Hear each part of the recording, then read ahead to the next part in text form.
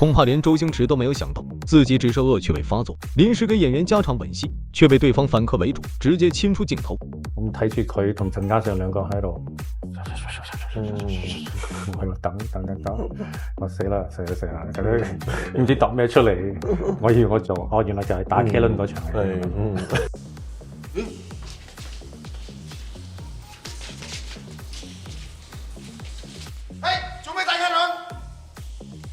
這段戲其實是周星馳現場想出來的。原本演員要是遇到加戲都會很緊張，但周文健不僅沒有掉鏈子，甚至還主動給自己加動作。跟住我話：我啱啱住呢個位，我做一個好似個手抄你嘅頭髮，即係好似人哋打 Ken 咁抄頭髮咁樣。佢好好。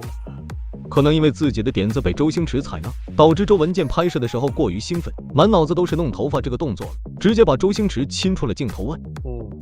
喂，你唔好為咗抄我頭髮，搞到即係嗰個出晒鏡㗎，係咪先？你要俾人睇到你抄我頭髮，如果唔係白炒。